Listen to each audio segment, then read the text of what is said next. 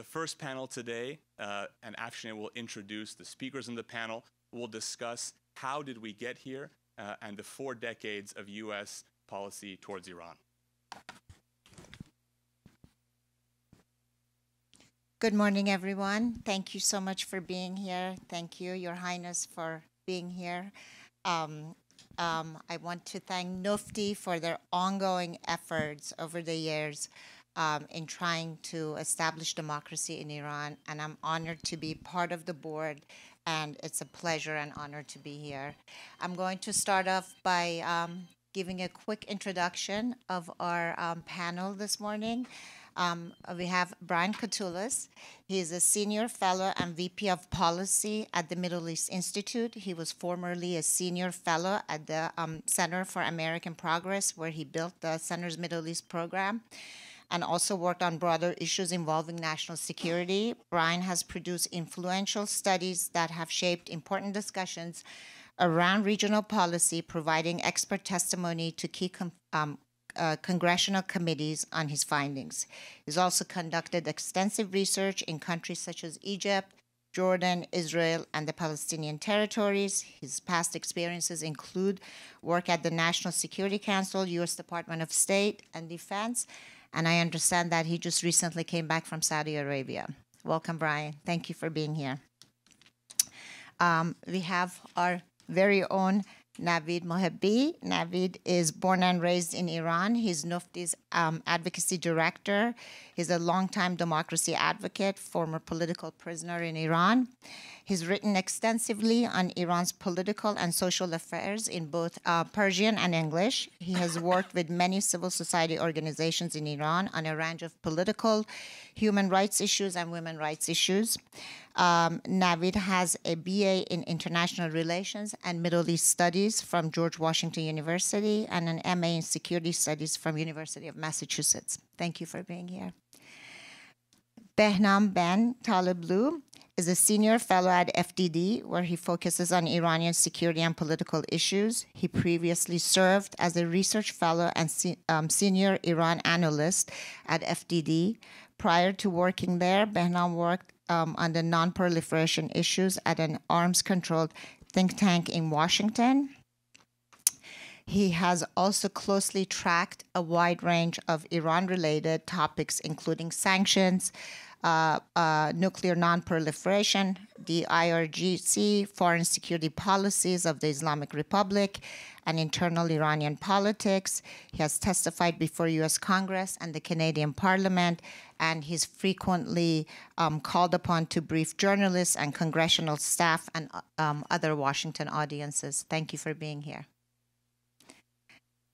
So I think we all have a pretty good sense of NUFDI's 15 points on maximum support for Iran. And I thought I'd just kick off the discussion with a question, the first question to Navid, and say, why do you think America needs a new policy on Iran, and what has been missing and what has been wrong from previous American strategies towards Iran? Thank you, Latifi. I would like to welcome everyone to today's NUFDI's event, and especially His Highness Crown Prince Reza Pahlavi. To answer your question, I would like to review what has been the source of conflict between Islamic Republic regime in Iran and United States. These issues were Iran's ballistic missile program, Iran's nuclear program, and the regional aggression. Not only all of these issues worsened compared to 10, 15 years ago, but new threats have surfaced since then. We have now the issue of cyber threats. We have seen the Iranian regime attacking Children's Cancer Hospital in Massachusetts. We have seen the Iranian regime meddling in the U.S. election in 2020. And most importantly, the issue that has been going on in the past 10 years is that Iranian regime is trying to attack and go after Iranian dissidents and American citizens on the U.S. soil. When I review the ODNI's annual threat reports on Iran, every year they report that the Iranian regime threats, multidimensional threats, continue to increase, or they remain the same. So I think that the discourse of Iran-US policy and the way in which United States used to view the Iranian threats have suffered a setback. United States views of, for example, terrorist groups in the region was based on destroying them or defeating them. We have seen that in the case of ISIS and Al-Qaeda. But when it comes to Iranian terrorist groups and proxies, United States no longer tries to defeat them or eliminate their threats. United States have accepted groups like Hezbollah, Hamas, Islamic Jihad movement, and Houthis as existing realities. And that is because the weakness of United States, the lack of dedication and persistence on pursuing its national interest, and also because its policies and its strategies didn't work well. And for example, in case of terrorist groups in the region, the Iranian regime, through its proxies, has been able to have frozen conflicts all around the Middle East. Through Houthis, they are threatening Saudis. It's a frozen conflict, and the Iranian regime has the upper hand. It was able to impose Houthis to Yemeni people. Iraq is basically run by Iranian militant groups. We know the case of Hezbollah in Lebanon. So none of the US policies in the region have worked. And that's why I think that maybe we need a new policy. And I think maximum pressure, maximum support policy here makes sense. We have tried, only sanctions. We have tried the so-called diplomacy with the Islamic Republic regime, and all these policies work. So what do you have to lose? Let's try something new. And I think that maximum support policy can be one option. Thank you. And Behnam, along those same lines, how has the Iran debate changed over time, and how has that been in line or out of line with the Iranian society and the realities on the ground in Iran? Well, thank you so much for that question. It's great to share the panel with all of you, not virtually, thankfully. So we're doing this in person, which is always a blessing in Washington. And thank you to NUFDI for organizing, and really Cameron for spearheading so much of this project, and also greetings again to Your Highness. Listen, for a very long time, the U.S. government's Iran policy was animated by the structure of its national security bureaucracy, meaning you have a department in the Department of State that focuses on Middle East issues. You have functional bureaus that cover things like arms control. You have a Department of Defense that looks at security issues. You have a National Security Council that is supposed to aggregate all of these and provide policy recommendations to the U.S. government. The problem with that approach was the consistent stovepiping of all of the threats that Navid just went into great detail with. The missile issue, the cyber issue, the human rights issue, the terrorism issue, the regional destabilization issue, the illicit financial issues. So it disconnected the dots. That's the key reason we got to where we are, the key reason for the policy impasse, or if you want to be so bold, the policy failure on Iran for 4+ decades. A consistent disconnecting the dots and a settling for the lowest common denominator of what is the least that the U.S. can do with the most impact to get away with. Sometimes this was for pure political reasons this was done. Sometimes it was framed as realpolitik, but oftentimes it merely reflected America seeing the world through the structure of its national security bureaucracy, segmented, rather than adapting its national security bureaucracy to the reality on the ground. And that's a changing reality that Navid is talking about. You know, the Islamic Republic is a challenging adversary, not because it's particularly rich, not because its leaders are particularly Kissingerian, but because its leaders adapt. And there is, unfortunately, in the 4+ decades of this kind of frozen U.S.-Iran Cold War or conflict, you could say, there is evidence for the Islamic Republic to draw on to do the things that it does and get away with it, most unfortunately. You can go back and find declassified documents from the CIA that talk about unless we make the regime pay a cost for terrorism, they're going to continue this. You can go back and find all of this stuff is being discussed in the U.S. government. It's not like the people across the street or the previous people across the street, whether they have an R or a D in front of the name, are unaware of these issues. But they're not connecting the dots on these issues. And I guess that's really the key point I wanted to hammer home for maximum support today. And really, no one can kind of hammer it away better than Cameron himself. It was formed in isolation to the reality on the ground. So long as you have a policy that is going to be formed in isolation from that reality, whether it's a hawkish policy towards Iran or a dovish policy towards Iran, you're not going to get the policy solution or the policy outcome that you want. And, you know, this is also, we have to be brutally honest with ourselves. This is the month of March 2023. It's the 20th anniversary of the U.S. invasion of Iraq.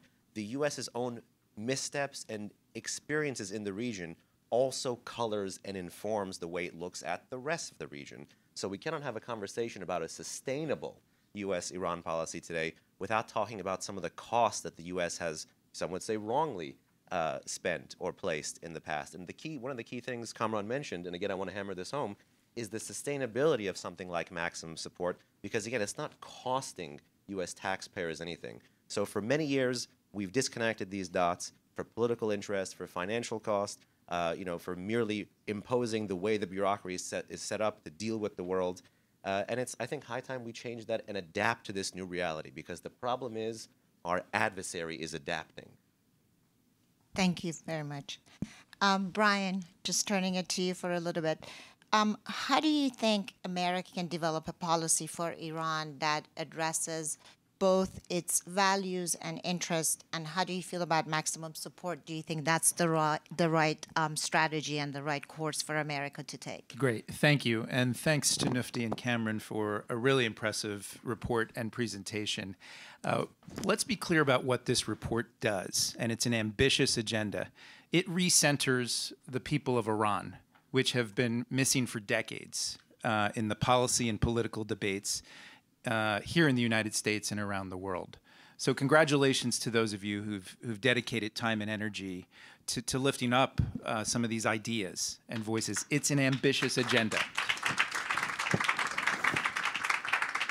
It comes at I think, a pivotal moment, clearly months into these protests where the brave young men and women of Iran are standing up for their own rights and freedom. And I think to answer your question, both of your questions, I do think that this offers a useful template for lifting up those considerations that have been pushed to the sidelines for far too long. I do think also that there are certain obstacles in implementing this agenda to marry America's interests and values in today's Middle East and in this world. Many of those obstacles are right here in this town when we're talking about U.S. foreign policy. And I'll just highlight three of them. One is the hyper-partisanship that we have in this town on every single issue. And unfortunately, for a number of reasons, the issue of Iran and the people of Iran have become somewhat of a red versus blue, Republican versus Democrat issue. And I do think that the protests and the fact that the Biden administration's plan A of simply just rejoining the JCPOA didn't work out presents an opportunity. But here we are, more than two years into the Biden administration, and we haven't yet seen the broad rethink. So I think the ideas contained in this report offer a template that both Republicans and Democrats can get behind. But that's a tough order with 2024 looming fast and people launching presidential campaigns. So on this first point, the hyperpartisanship, what I would recommend to the organizers and the people behind these ideas, because I work at a think tank, a Middle East Institute, where we do analysis. We weigh costs and benefits. We've been around for 76 years. I see this as a very strong advocacy document. It's one that you want to try to build support for on both sides of the aisle, no matter what different candidates or different leaders in Congress try to do. It's hard to do that. I think it would be easy if we have a scenario where the Biden administration simply tries to muddle through with its own sort of sticking to plan A or maybe plan B-ish, but not really adapting things, the impulse to sort of go very partisan on this issue will be quite strong. What I'm saying is don't do that. If you're trying to lift up the voices of the Iranian people, the long game requires building bipartisan support here in the U.S. So that's the one challenge, hyperpartisanship. Second is a simple bandwidth challenge. Bandwidth in terms of attention and time. I just assume that the people in this room have a deep love and appreciation for Iran and the people of Iran. Getting this right also requires you to understand how this ranks and racks and stacks in the relative order and priority of the U.S. national security interests and values. First and foremost, we got a lot of problems here at home. Second, China, Russia, the war in Ukraine. So to the extent that you can connect what's going on in Iran to that broader strategic landscape and not simply solely advocate for the people of Iran, which is a good thing to do, but connect it to the interests and to the emerging strategies of what the U.S. is trying to get done. What I find, which leads to my third point about the report, there are certain places where I would beef things up in connecting it with the current approach and trying to adapt the current U.S. approach. Number one, quite clearly, Iran's support for Russia's war in Ukraine is something that has caught the attention of this administration and deep concern on a bipartisan level. I would dig deeper in actually using that as a point of entry to talk about this is why it's necessary for you to reformulate your policy, not just for the people of Iran, but also for your own self-stated interests and values. Second, what I see as a relative gap, and again, hopefully we can talk about this, and it's where I focus on, is the regional strategy, the regional reconfiguration that I think is happening. These attempts at de-escalation, and you saw the agreement that Beijing reportedly announced. I mean, it announced, but we'll see if there's any detail behind it between Iran and Saudi Arabia. But these regional concerns, I think, are high, and it needs to be threaded through is the main point. And last but not least, and I know the report says discard the JCPOA, but we need to have a clearer answer on the questions of nonproliferation and what needs to be done. And I think you can do both. I think you can offer a policy or a strategy and a set of ideas, like this report does, offering maximum support to the people of Iran, but you need to attend to these other questions to get your voice in the room, to get attention from Republicans and Democrats, to get, if there's going to be any hope for the Biden administration in its last year and a half in its first term, to shift its Iran policy in a strategic way, in the way that Cameron and NUFDI has advocated. Thanks. Navid, back to you. What do you think the relationship is between pressure on the Iranian regime and support of the Iranian people? And what do you think? Do you think that's something that the Iranian people want? So over the past 6 years, since 2017, 2018, we have seen 6 massive uprisings in Iran. And people were very clear in their demands what they want. If you watch the videos of Iranian protesters chanting, they said that they want the end of the Islamic Republic regime. And so, unfortunately, many of those uprisings didn't get international media attention. And when I see the media talking about Iran, and they usually compare the current protests in Iran, Mahsa Amini protests, to that of 2009 protests. But we had 6 massive uprisings in between. They didn't get international media attention. So contrary to what the media often says, that the protests started after the death of Mahsa Amini, I think that's wrong. It resumed. These protests resumed after the death of Mahsa Amini. The real revolution in Iran started in 2017, 2018. People in more than 120 cities came to the street, and since then we had ongoing protest movement in Iran. We can talk about why it didn't get the media attention, but I can tell you that this is not a single incident. The Mahsa Amini protest, it was not a single incident. We have an ongoing, vibrant democracy movement in Iran. People are making clear that every 6 months, every 8 months, people come to the street, even though the regime is brutal, killing hundreds of people, but Iranians are still risking their life because they are fed up. And the reason that I believe these kind of protests are going to continue in Iran is because the underlying cause that brought people over the past 6 years to the street, they remain to exist today.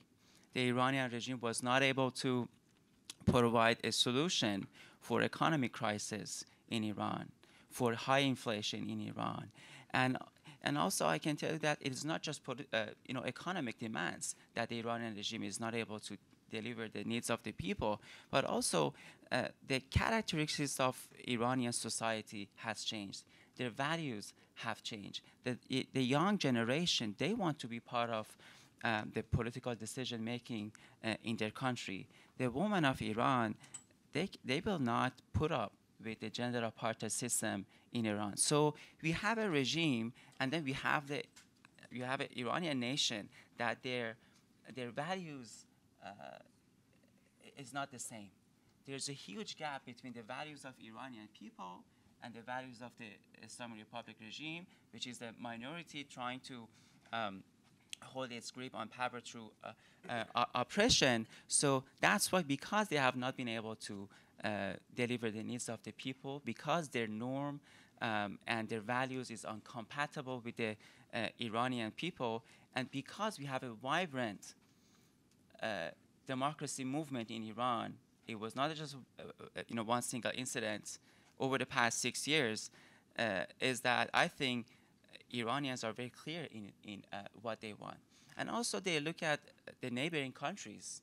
Yes, many of Iran neighbors are not democracies. They don't have political openness in their countries, but those countries are at least able to deliver economic prosperity for their people, and they have social freedoms. But Iranian people have none of that. And that's why I think that these protests are going to continue. It was also echoed, the same fact, by the CIA director, that the US IC community assessment is that the protests in Iran are going to continue. And I believe that United States should pay attention for this ongoing protest, because it poses an opportunity for United States to seize upon. And when you know that your policies have failed regarding on Iran, and when we have a policy proposal like a maximum support, maybe it's time to invest on the Iranian people. And I think that this is going to work very well. Iran issues and the threat that is posing to the United States are too big to tackle with just sanctions. Or we have to be honest with ourselves. You cannot, deal with the Iranian regional aggression through sanctions. It's too late. Maybe it could work, 10 years ago, even 5 years ago, if you have continued the maximum pressure campaign. But now it's too late. You have to look for a new policy. You have to cut the head of the snake, and that's the Islamic Republic.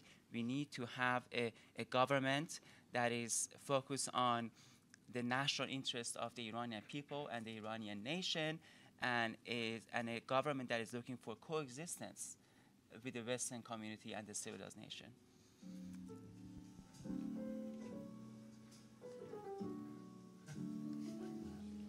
Do you want me to sing? On that note, yes.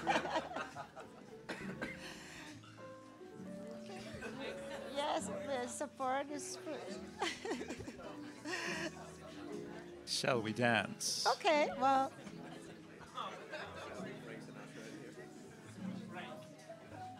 We're just having a little moment. Is this like the Gong Show? Yeah. I know. It's the Oscars. It's the Oscars. I have to cut it. Yes, the Oscars. I have to walk away. Thank you. Okay, sorry about that. Thank you, Navid. I agree with you. I think that one-dimensional, sanctions-only, maximum pressure time is over. and it's time to just have it as a multi-step. And by the way, I progress. was not saying these kind of things as an Iranian who wants to see a free Iran. I'm saying this as a neutral analyst, looking through the lens of U.S. national interest. All these issues are just getting worse day by day, and it's time for the United States to come up with a new policy. Thank you.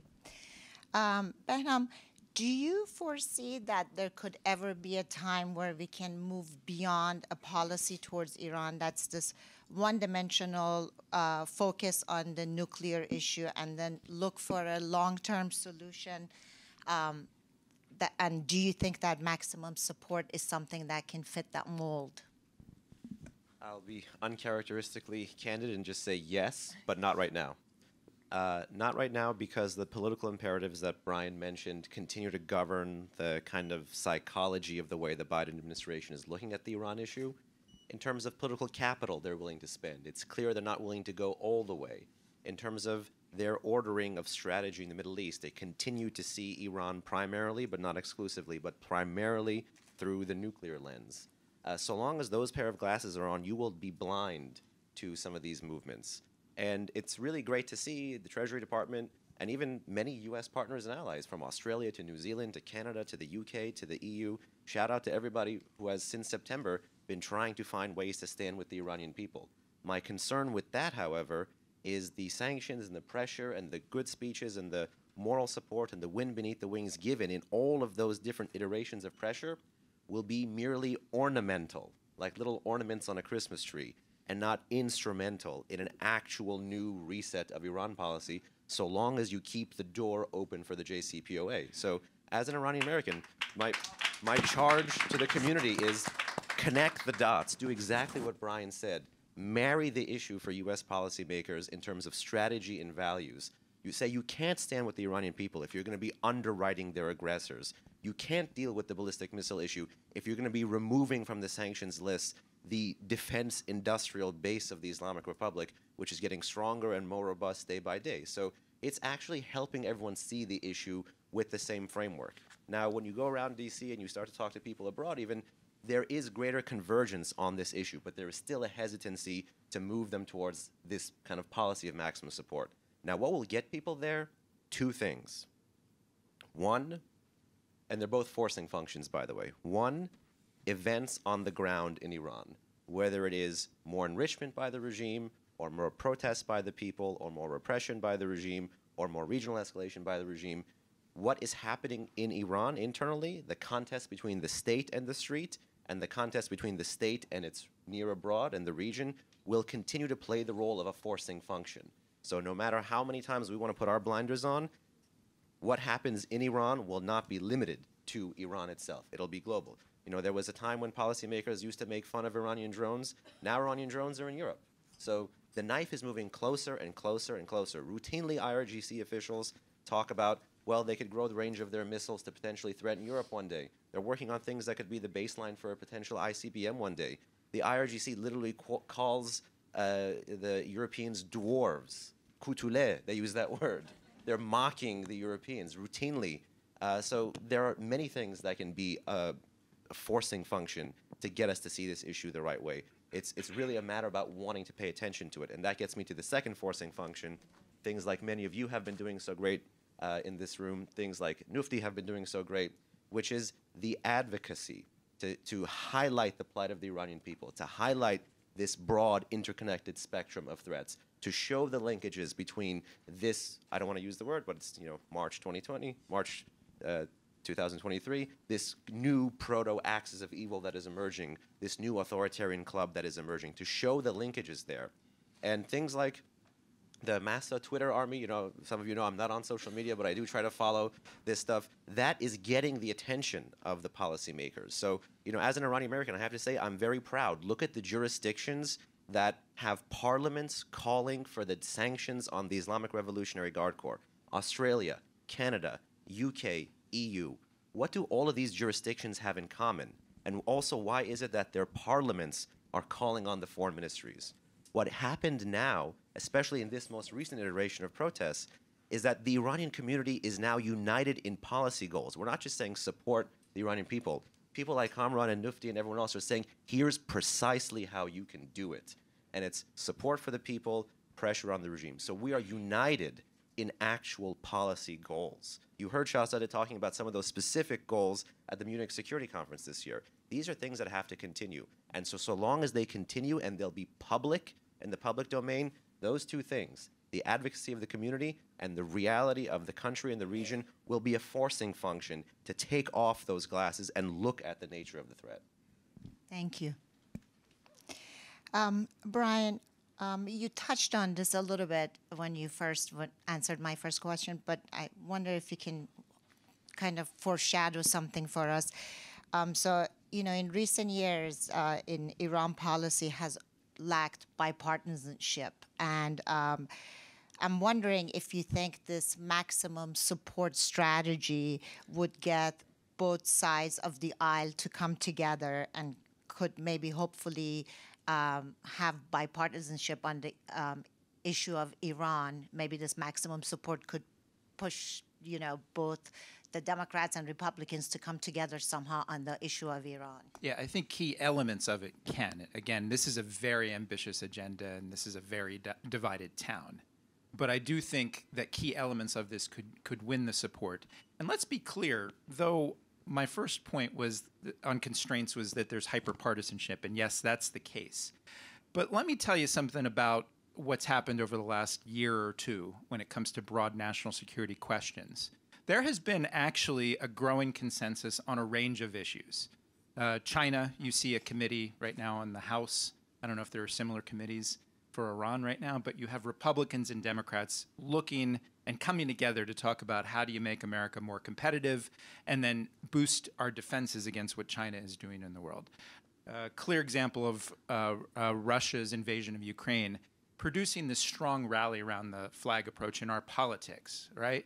And then you get outside of the bubble, and when U.S. politics, and especially the politics of foreign policy these days, often has very noisy elite actors that are disconnected from what the American public want. And I think you have sort of the makings on Iran, an opportunity to create, again, a solid, not just elite, but popular bipartisan coalition. In part because though there are red versus blue, Republican versus Democrat divisions, on the most important issues about our interests and values, and on polling when you look at attitudes towards Iran, the regime, versus the Iranian people, there's just a basic decency and support amongst the American public for people who are facing bullies, for people who are facing repression. And again, though we're still hyper-partisan, we have this new dynamic where the new paradigm is not red versus blue in the politics of national security, or neocons versus liberal internationalists. Those paradigms are old. The new paradigm I've written about this is clowns to the left of me and jokers to the right. Here I am stuck in the middle with you. And on those bigger ticket items where you've got a number of voices, China and Russia, where Republicans and Democrats have found common cause, even in the very confusing and chaotic era of the Trump administration. You look beneath the hood of U.S. foreign policy, it was there. Unfortunately, on most Middle East policy issues, whether it be Iran or Israel-Palestine or other things, you have very forceful, interesting, and at times amusing entrepreneurs on Twitter, sometimes in institutes that are advocating different positions. But it often does more to fragment the potential for coalitions in the United States for strong support than it does to actually move things forward. So there's a moment here. Again, the clock is ticking. I understand the 2024 dynamic, and it'll press whether it's Donald Trump or Ron DeSantis to distinguish themselves in different ways. What I would say for anyone who wants to lift up the voices of the Iranian people, try to do it in a bipartisan way. There's a moment here where you can find voices at the center in both parties that are internationalists, that aren't about so-called policies of restraint, or aren't stuck in sort of the most ironic sort of label these days are progressives on national security, who, when you think about it and you look at a lot of their proposals, they're stuck somewhere between 2003 and 2015. 2003 and railing against Cheney and the global war on terror, or 2015 and advocating for the JCPOA, which, full disclosure, I was in favor of at the time. And I do think we need some sort of modicum of support to deal with the nuclear issue, but it may not be the right vehicle these days. So there is an opportunity, but I do think it requires sort of a long game of building those relationships and support with both parties, not just one versus the other. Thank you so much. I'm just going to ask one last question for Navid, and I'm hoping Kamran can cue me in if we have any time at the end for maybe some Q&A, 5 minutes? Okay. So Navid, Kamran touched on it as one of the 15 pointers of maximum support, but I know one of the things that may come up is people will want to know, well, how is this policy going to be? Is going to be costly, and who will carry the burden of paying for this policy? And I know it's touched on in everyone's brochure, but maybe you can speak a few seconds as to that. Well, just a couple of days ago, I was reading a report of Iran-Iraq trade. Iraqi banks right now, they have more than $20 billion of Iranian assets. And the Iranian regime is not able to take that money because of the US sanctions. We can use Iranian frozen assets to pay for these programs. And also we can redirect some of the existing funds of United States on Iran for the maximum support projects. And even if the United States pays for the entire maximum support program or projects like that, I think it's worth it. I mean, if you want to protect your national security, it has a cost. Look at the Iranian regime, how it's dedicated to supporting its proxies. Over the past 10 years, Iranian regime has spent $20 billion in Syria. They are giving money to Houthis, $100 million per year. And they are paying the salaries of Iraqi militants in Iraq. And more than 40 groups are active in Iraq right now. And $700 million per year to Hezbollah.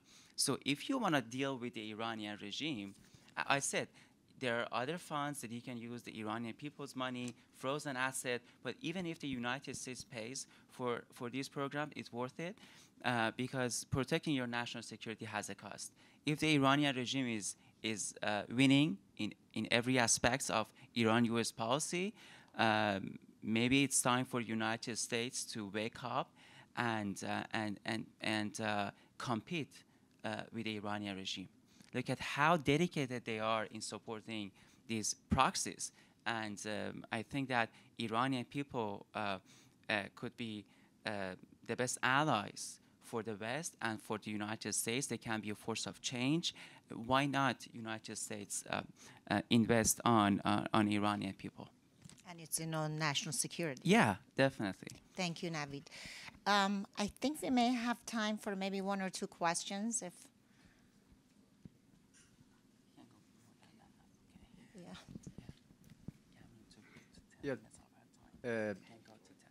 Thank you. I think saying on the maximum support, it is very important and very long lasting, and it will have impact. My point is that it's maybe better to prioritize the group, the importance of activities, and regroup that in segments in order to have a better outcome for the implementation. Thank you.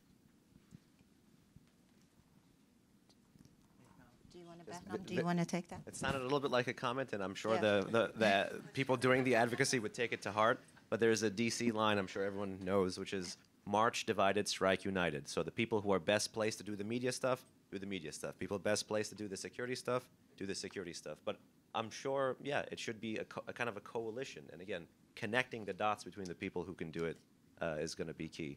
Because if you put 15 points with many subpoints, as everyone knows, in front of a policymaker, they're going to be shocked. First of all, no one reads anything over 2 pages, so we have a problem there. Second of all, making it digestible and piecemeal, one at a time. There's that Italian saying, politica del carciofi, take it one at a time like an artichoke, one at a time. This is about building an entirely new Iran policy. And one at a time. Small victories, for us, is going to be death by 1,000 cuts against the regime. I'll bring you this to you. There you go. Thank you very much for this gathering. I appreciate NUFDI for extremely informative dialogue here. And I'm so grateful Shahzadeh is here as well. Great to see you after a long time. The question that I have today is how in the last quarter century, the two worldview, this is for Brian, worldview for informing American foreign policy, from preemptive strike to leading from behind, and America's reliance on energy, or lack thereof, in Middle East, impacted the overall America's position in regards to Middle East and specifically Iran. Yeah, I think those approaches, and I could go through the litany, especially 20 years after the Iraq War, of how it actually damaged our position and then our self-confidence in our ability to shape events. Because you had two different strands, which, you know, these were attempts that didn't succeed either on their own accords. I think the Bush administration, particularly with the Iraq War, said that we were going to expand freedom in the world, we were going to stop the spread of nuclear weapons, and we were going to stop terrorism, right? And on all of those three accounts, at least for a decade plus, we didn't do very well. And the story of freedom in the world, if you look at the latest Freedom House report, does look very bleak, right? I think the Obama administration came in, and it wasn't just leading from behind, but they essentially said, well, we overreached, so we need to pull out of stupid wars, as they said. But ironically, President Obama was back in to Iraq and then Syria after the rise of ISIS in the Michael Corleone moment that he had for his Middle East. Every U.S. president has it for Middle East policy. Just when I thought I was out, I get pulled back in. But those two labels, sir, today are just irrelevant to the current times. There is actually, I wrote a piece this morning about swing states and important sort of middleweight powers like Saudi Arabia and others in the world. And if you look at sort of the one common thread between the Trump administration and the Biden administration and their foreign policy, and both sides hate it when I point this out. But they both have talked about this era being one of strategic competition, or under the Trump administration, great power competition. Both teams would argue that it's mostly China and Russia. What I think this report and a lot of this sort of smarter analysts that look at the Middle East and Iran in particular understand that the Middle East is an arena in which this competition is playing out. And quite clearly, we have seen which side Iran has picked in that fight that Russia picked in its invasion of Ukraine. We see, I think, pretty clearly the strands of what China is trying to do in trying to keep, you know, good relations with both sides. But as I mentioned, that agreement that was announced on Friday, let's see. Let's see, when was the last time that the regime in Tehran actually lived up to its word across the board, and whether China actually feels like it achieved something. So the main point being is that I think Americans have learned a lot from that 15, 20-year period, and we shouldn't allow ourselves to be paralyzed by the past, by whether mistakes or missteps. So we're really good at self-flagellation in America. What we're less good at is building coalitions and talking about how do we move forward on tough challenges like Iran, and how to do things like lift up the concerns of the Iranian people. Energy, oil. On the energy, well, look, I mean, a lot has happened in that period, in the last quarter century you talked about. In that quarter century, America became a superpower, an energy superpower in its own right. And we all know it, and it is along with Saudi Arabia and a few other factors, they're a key player.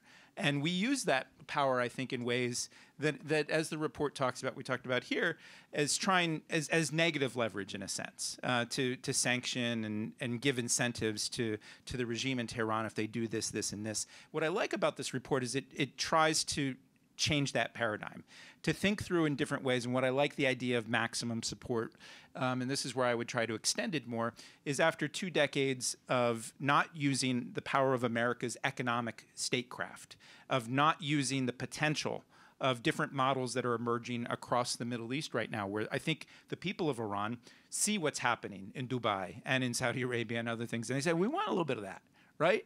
And we need actually more creative thinking, and I think this report does this by putting, again, here's the key point, recentering the people of Iran as a factor in the debate and what they want. And I'm pretty sure it's pretty clear what most of them want. They want freedom, they want abundance, they want prosperity. And getting from here to there and building a coalition that gets us there is I think, the central task. Thank you very much. I think our time is unfortunately up. Yeah, I just want to make one last point. So I totally agree with Brian that we have to make the Iran issue a bipartisan issue in the United States. I personally believe in advocacy work. If I just give you one example, over the past 2 months, there was a bill introduced by Jim Banks, one of the most conservative members of the House of Representatives. The bill is called Mahsa Act. It is asking the United States President to make a determination in 90 days whether the Iranian regime Supreme Leader is eligible for human rights sanctions, and Biden will be on a spotlight to report back to the House of Representatives in 90 days. And also it has a second component, so I don't want to talk about it right now, but because the Iranian American community was united in its support for Mahsa Act, we were able to get the co-sponsorship of the most progressive members of the House. We visited more than 100 offices, and we talked with many members of Congress. Everyone is surprised at how could you bring all these names together? The most conservative members of the House and the most progressive members of the House. Why? Because Iranian Americans were united. They stormed to the street of United States in so many cities. They called, and I think that American people are good people. When you humanize the Iranian people, when you show the bravery of Iranian protesters, especially the Iranian women, fighting for equality, and when you humanize them and they hear their story, it's impossible for them to say no. So it's on the groups like NUFDI and other, Iranian American organizations to continue advocating for the Iranian people. They should expand their work. They should engage more policymakers. They should be in touch with their leaders in Congress and to advocate for the Iranian people, because American people are decent, they are good people, and they hear your story, and you can make an impact with advocacy work.